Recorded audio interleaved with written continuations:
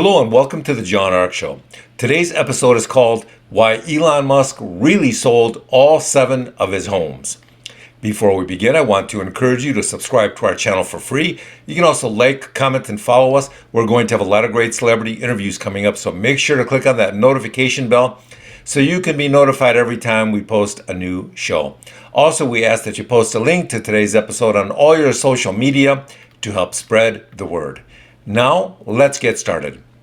2 years ago, Elon Musk announced a plan to sell all of his homes. At that time, he tweeted, "We'll own no house." Well, now 2 years later, the billionaire Tesla and SpaceX CEO has finally unloaded all 7 of the houses he once owned in California. Back then, he owned 6 houses on 2 streets in the lower and mid areas of the Los Angeles neighborhood of Bel Air. He also owned a 100-year-old estate in Northern California in Hillsborough. He purchased the homes between December of 2012 and January of 2019 for a total of $102 million. Between June of 2020 and November of 2021, Elon sold all 7 homes for a total of $127.9 million, making him a profit of about $25 million.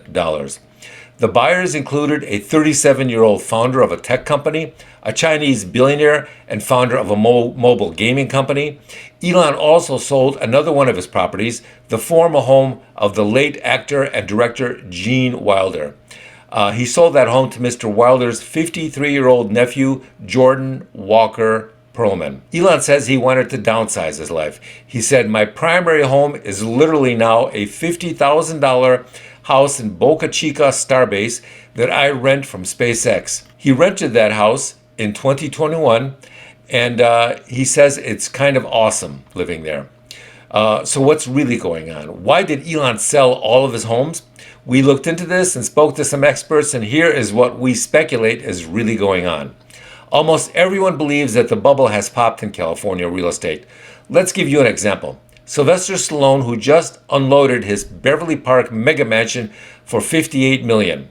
That's Southern California's priciest sale so far this year. And it was reduced by 47% from its original asking price of $110 million.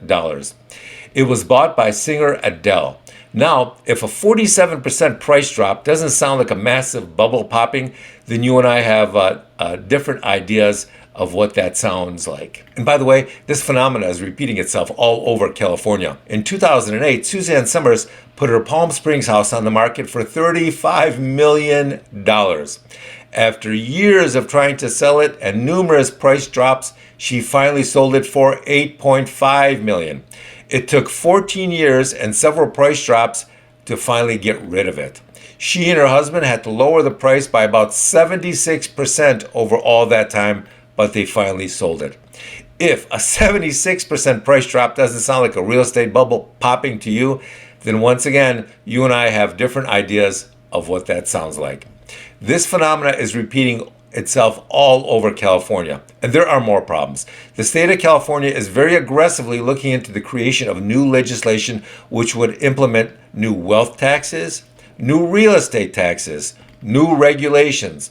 They're literally doing everything they can to reduce the value of real estate in the state. There are a growing number of people who believe that the state is trying to lay the groundwork which will allow them to eventually take people's property for pennies on the dollar so that they can then dominate the real estate market. This really isn't that hard to believe.